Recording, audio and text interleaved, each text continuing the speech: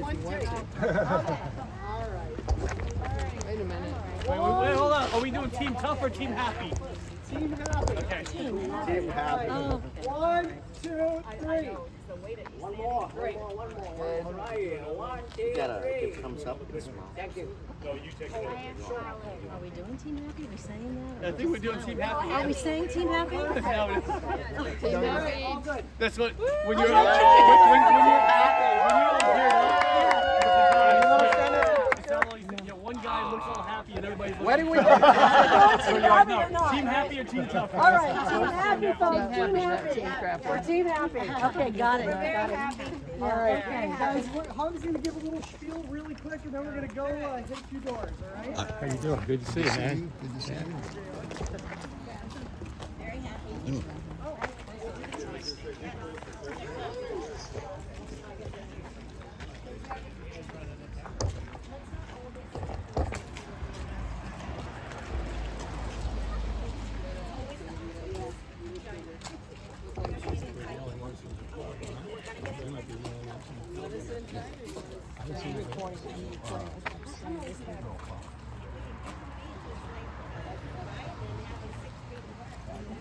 Hey everyone, thank you so much for being out here today.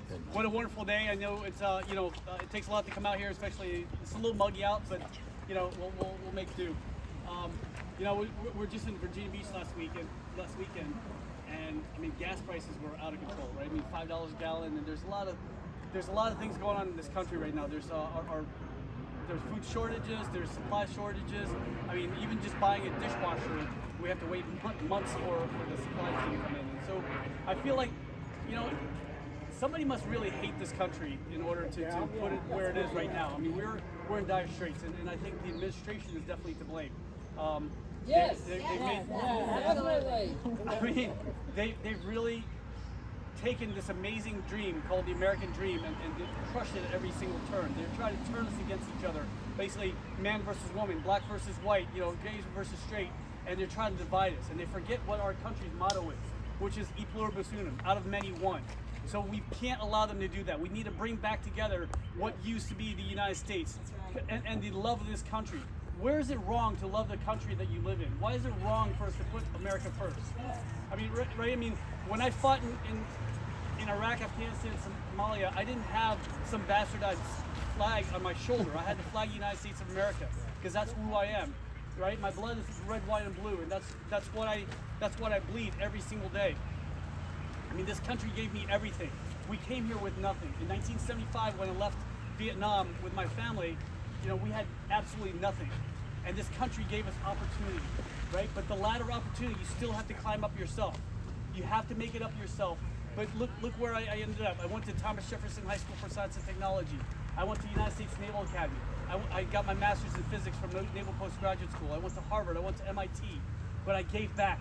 I gave back to this country everything it gave to me. The opportunity it gave myself and my family. And it was not easy. Those are hard times for my family serving in the military and fighting again in Iraq, Afghanistan, Somalia, in Pakistan, in Albania. Those are the hard things we had to do. And my family paid the price. My wife, had to be the single mom many times when I deployed.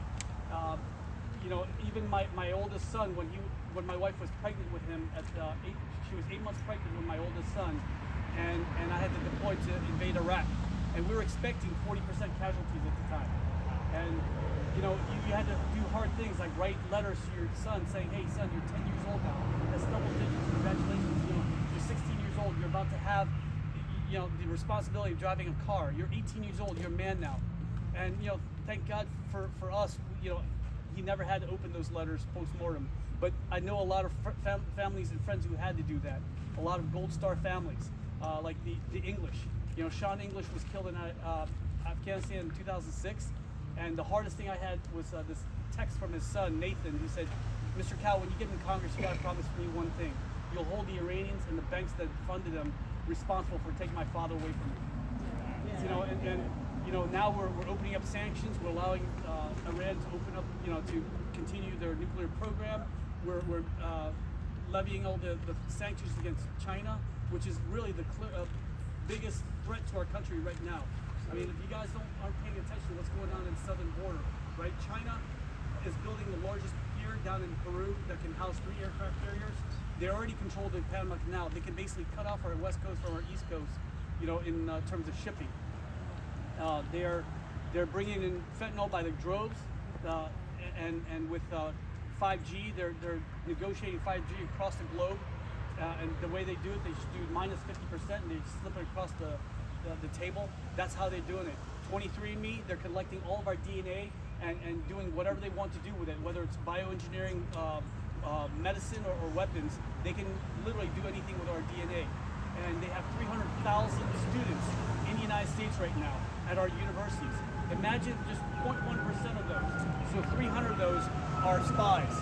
Imagine what they're taking from our country, right? All the intellectual knowledge from our research development. A lot of our research development is happening at those universities for defense contracting, because when we put it out to universities like Johns Hopkins University or MIT or Stanford, you know, yes, the professors are vetted, but the students are not, right? So those teachers' assistants, those graduate students, they're not vetted, and so they're able to take all the information and send it back to China. Yeah, and that's what they're doing. And Taiwan, right? Taiwan is literally our last, you know, the last bastion of democracy, because before COVID, we had all those protests in Hong Kong, right? And then all of a sudden, all those protesters went away because they all apparently had COVID and were dragged off, and now they instilled a new governor out there. So we have a clear and present danger to this country. Taiwan, 50% of the world's chips are made there, but 92% of the world's high-end chips, the things that go into our weapon systems, are made in Taiwan. And so, you know, if Taiwan falls, we're going to have a big problem with, you know, if you think washing machines are a problem, now look at our hypersonic weapons and, you know, our standard missiles. Those are things that are in jeopardy. So, ladies and gentlemen, whoever's destroying this country, and you know, intentionally or unintentionally, you know, we have to put a stop to it. And that's why I'm going to Congress. I've already have a coalition of 42 special operators that we're going in Congress with, and we're going to make a stand. Because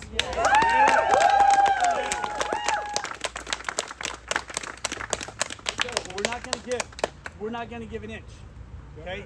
Because the Constitution stops and ends with us, and we're going to keep pushing forward and getting our rights back. We will not allow them to chip away at our rights. Not the First or the 10th Amendment, right? The First and 10th Amendments are basically our Bill of Rights. Government doesn't tell us what we can do. We tell government what they can do. And that's what the way the Constitution is written. And people in DC have forgotten that. The word for congressman in Vietnamese is Young Biu. Literally translated, it means at the beck and call of the people. Okay? Yeah. They forget who they work for. I will work for you. In Congress, I will answer to you the way I did in command. When I was in command, I answered to the men and women that served under me because I was their representative. Just like now, I will be your representative in Congress. And we will not give away. We will not give away our country, we will not give away our rights, and we will not give away our freedom. Not now, not ever.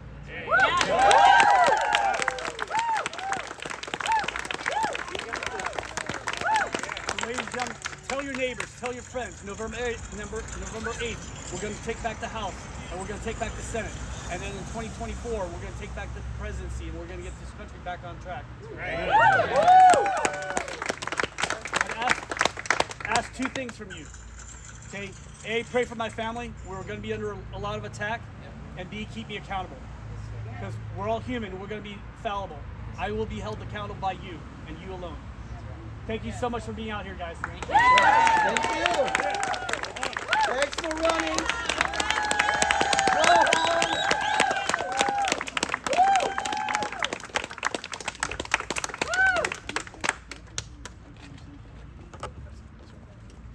Can I ask you a question? Yes, ma'am, please. What committee would you be working on? Okay, that's a great question. So I have mentors in Congress right now, like Ronnie Jackson, Brian Mass, and you know, today Darrell Issa, I went up to him. He's like, "I know exactly who you are." I was like, "Right, sir." So they said, "Hey, it's not what I want to be on; it's what helps our district." So the largest employer in this area is the government contractor, right, for defense. So and that's an area I know very well. And it's not just about the big companies like SAIC and Lockheed Martin or Northrop Grumman. it's also the subcontractors, the small businesses, and that's what's suffering through COVID, as well as the last 16 years of continued resolution. So that would be the first committee I'd like to be on, the House Armed Services Committee. And the second thing, what is Loudoun County known for right now, right? Education, right? So I need to be on the Education Labor Committee in order to right this ship. Money should not be going straight from the federal government to the schools. It needs to go from the federal government to the states, and the states to the county, and then the county to the school. We have to be able to hold our people accountable. You can't hold this unelected, mass in basically federal government responsible, but you can't hold the school board accountable. You can't hold the county accountable. You can hold the governor and the secretary of education accountable, and that's where it needs to be at the lowest level. That's why we have a 10th Amendment. Right. Thank you so much for that question. It's a wonderful question.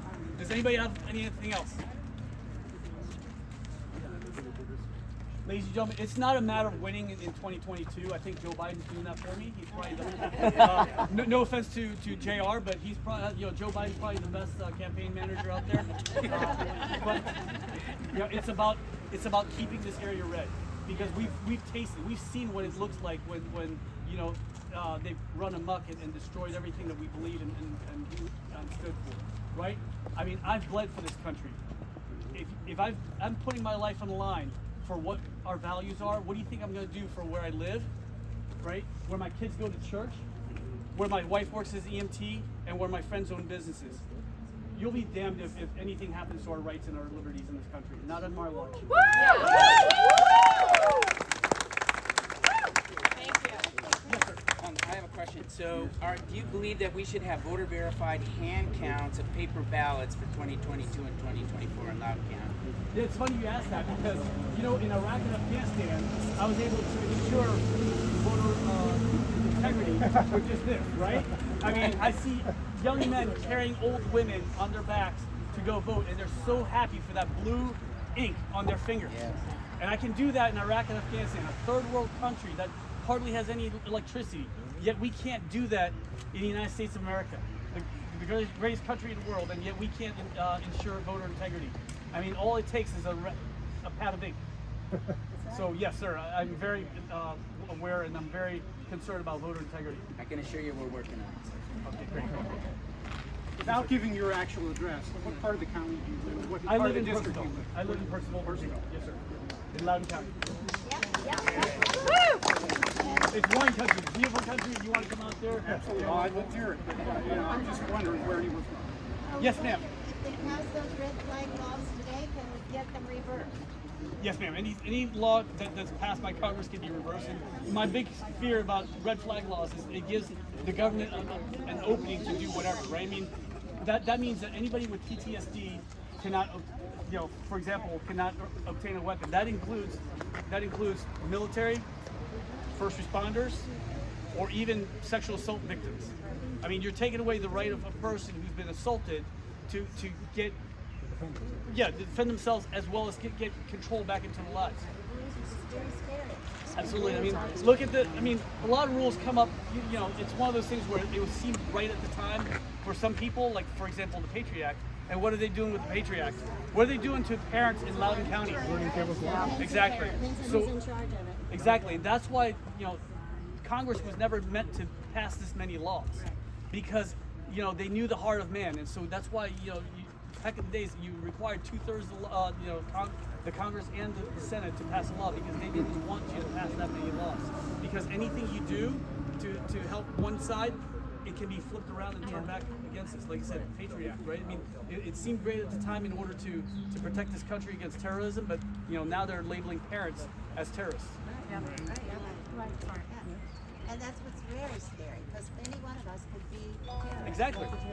I mean, this is exactly how, again, let's go back to what the root of the problem is. The root of the problem is communism. You can call it whatever you want, but it's communism, it's socialism, Marxism, equity. They can call it whatever they want, but it's the same thing.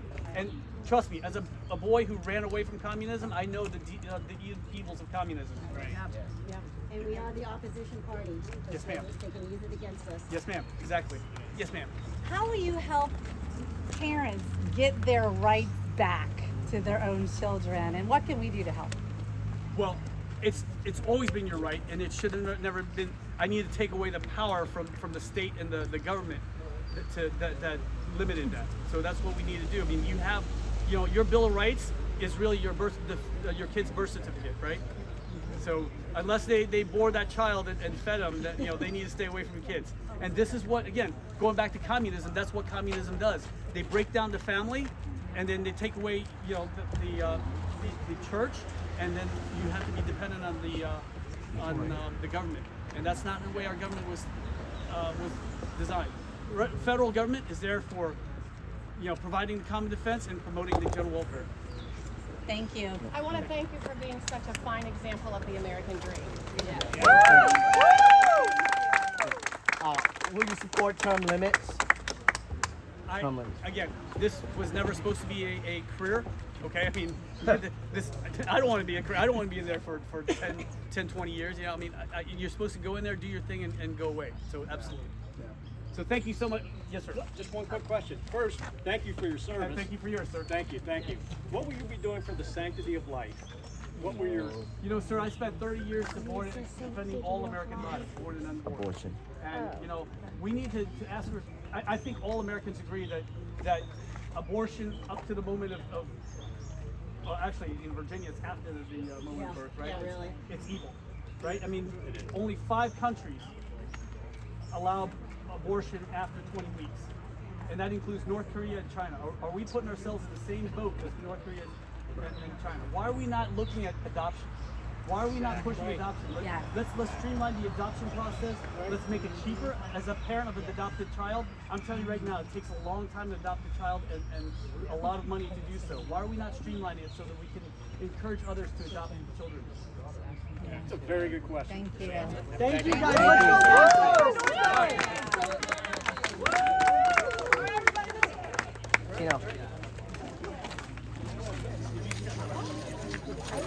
Thank you for coming. Thank you. Thank you for coming. I'm the Huncow volunteer director for all the counties. Oh, yes, thank you for that. Well, I don't know. My son-in-law was a Green Beret, I told you. Oh, I think. yeah. Yes, you did. I remember that conversation. Absolutely. How you doing? Hi, Gary. How are you doing? Good to see you, sir. Yeah. I'm glad you're on it. Yeah. Well, I think he's a great guy. And, He really is. He's authentic. He's authentic. You don't have to worry about some 3 layers of bullshit. Yeah, exactly. Well, we better go do our here. thing, yeah.